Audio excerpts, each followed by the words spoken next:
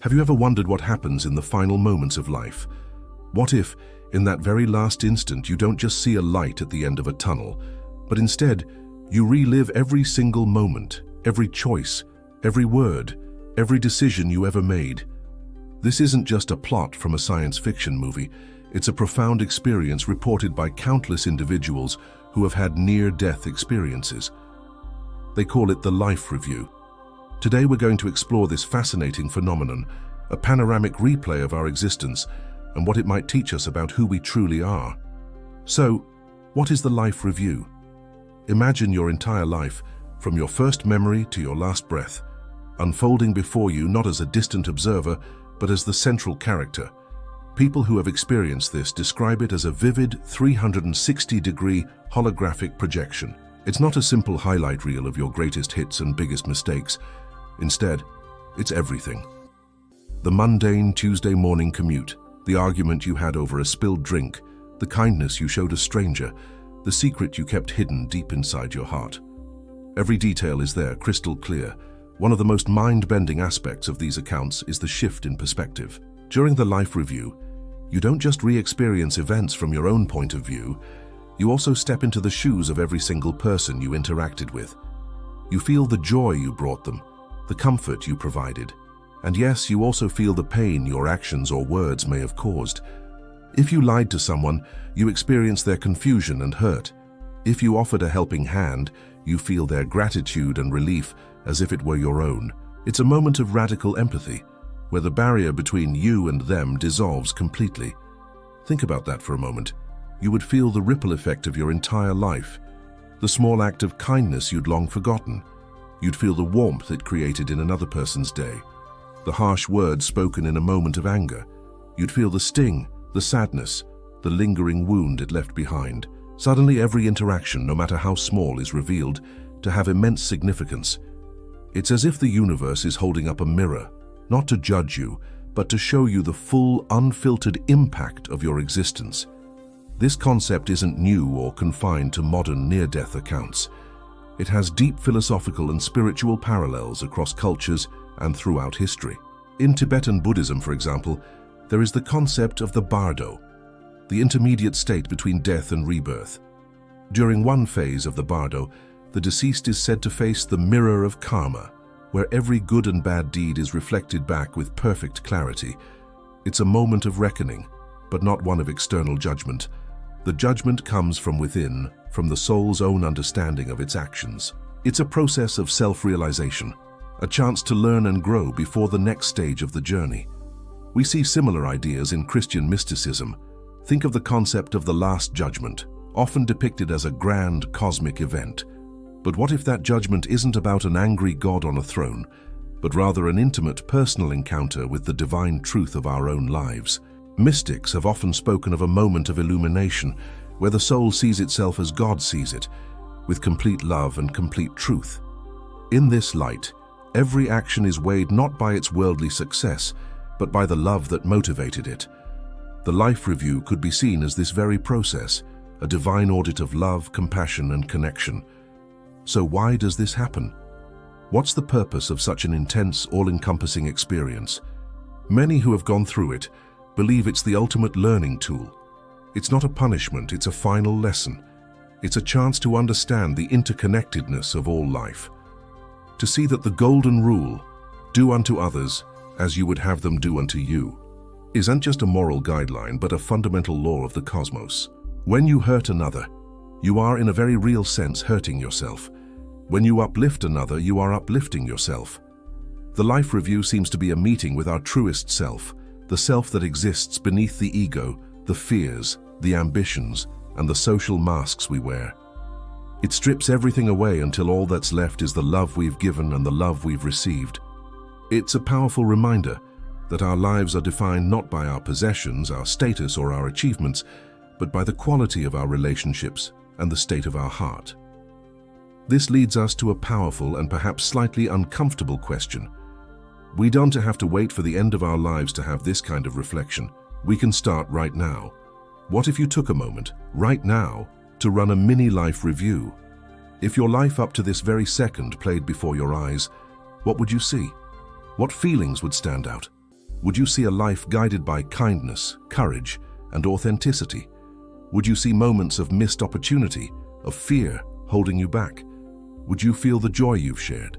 Would you feel the hurt you might have caused intentionally or not? This isn't about inducing guilt or regret. It's about empowerment. Knowing that every moment matters gives us a profound sense of responsibility and purpose. It encourages us to live more consciously, more intentionally. It makes us think twice before we speak in anger. It inspires us to perform that small act of kindness, even when no one is watching. It reminds us to tell the people we care about that we love them. It's a call to action to start living the life we'd be proud to watch in our final moments. The Life Review teaches us that we are the authors of our own story, and every day, every choice is another sentence we write. We have the power to make our story one of compassion, connection, and growth. We can choose to be the person who, when experiencing their life review, feels an overwhelming sense of warmth, love, and gratitude for the journey they've lived and the lives they've touched. So let's not wait for the end to meet our true selves. Let's strive to meet that self every single day, in every interaction. Let's live in a way that our life review becomes not a judgment, but a celebration, a beautiful, moving testament to a life lived with an open heart. What would you see if your life played before your eyes right now?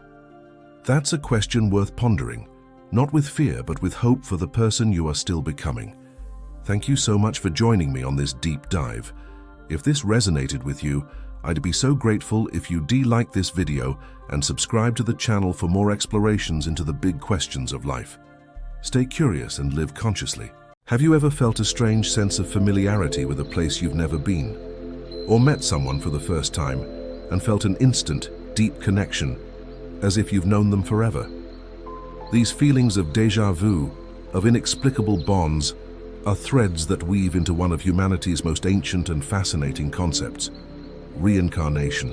The idea is both simple and profound. After our physical bodies perish, our soul, our consciousness, our essential self is reborn into a new body. It's not about becoming the exact same person again, but about the spirit continuing its journey. Think of it like a traveler moving from one inn to another, carrying the experiences of the previous stay into the next. Each life is a new room, a new town, with new people to meet and new lessons to learn. This concept isn't a fringe belief, it's a cornerstone of major world religions and philosophies. In Hinduism, it's called punarjanma, intricately linked to karma. The actions you take in this life, both good and bad, create karmic imprints that influence your future circumstances. It's a cosmic system of cause and effect, where every life is an opportunity to balance your karmic scales. The ultimate goal: moksha, liberation from this endless cycle of birth, death, and rebirth known as samsara. Buddhism offers a slightly different perspective.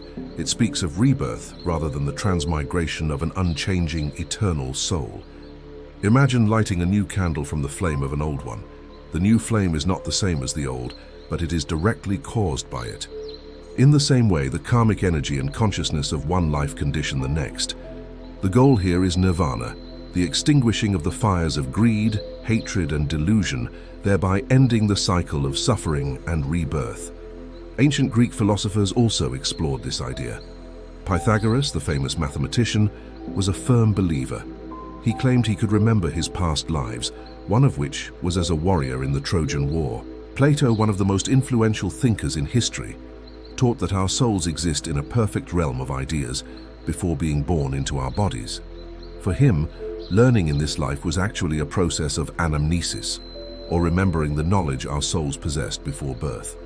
So why does this idea resonate so deeply with so many people across millennia and cultures?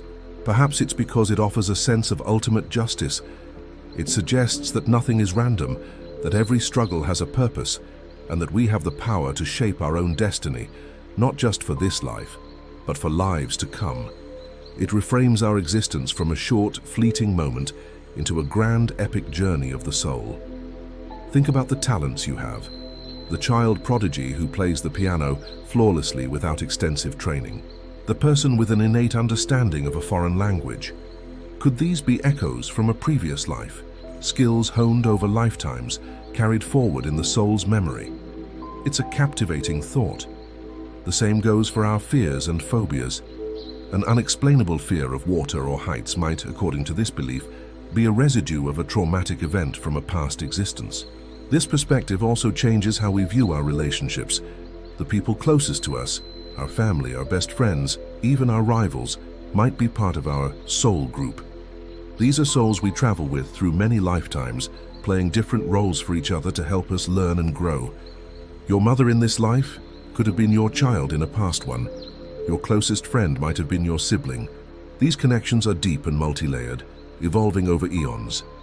This can bring immense comfort, suggesting that our most cherished bonds are not severed by death, but are merely paused until the next chapter. But what is the point of it all? According to the wisdom traditions, the journey of reincarnation is a grand curriculum for the soul. Each life is a different grade, a different subject. In one life, we might learn about compassion by being a caregiver. In another, we might learn about courage by facing immense adversity. We experience life from every angle, as rich and poor, male and female, student and teacher.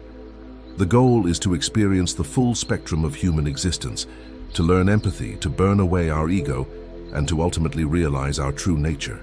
This journey isn't always easy. We carry karmic baggage, face challenges, and experience pain. But the doctrine of reincarnation tells us that this suffering is not meaningless. It is purposeful, like the pressure that turns coal into a diamond. It is the friction that polishes the soul. Each challenge is a lesson, each hardship an opportunity for growth. It's a long-term school of spiritual evolution. Now you might be thinking, this is a beautiful story, but is there any evidence? While there is no definitive scientific proof, there are fascinating areas of research. Dr. Ian Stevenson, a psychiatrist from the University of Virginia, spent decades documenting thousands of cases of young children who claimed to remember past lives. These children often provided incredibly specific details, names of people, descriptions of places, and accounts of their deaths that were later verified to be accurate for a deceased person. Some children even had birthmarks or birth defects that corresponded to wounds or injuries on the body of their claimed previous identity. While not conclusive proof, these cases are compelling and challenge our conventional understanding of consciousness. Ultimately, whether you believe in reincarnation literally or see it as a powerful metaphor, its teachings offer profound wisdom for living this life more fully. It encourages us to act with kindness, knowing our actions have far-reaching consequences. It inspires us to face our challenges with courage, seeing them as opportunities for growth. It reminds us to cherish our relationships, viewing them as sacred contracts for mutual learning. It shifts our focus from short-term gratification to long-term spiritual development. It asks us to consider, what lessons am I here to learn? How can I be a better person, not just for my own sake, but for the sake of my soul's entire journey? It transforms death from a terrifying end into a simple transition, a doorway to a new beginning. It's a message of hope, purpose, and infinite possibility. So the next time you feel that flicker of déjà vu or meet someone who feels like an old friend, just pause for a moment. Maybe, just maybe, it's a whisper from a life you've lived before, a gentle reminder of the incredible, ongoing journey of your soul. Thank you so much for joining me on this exploration today. If these ideas sparked something in you, I'd love to hear your thoughts in the comments. Don't forget to like this video and subscribe for more journeys into the big questions of life.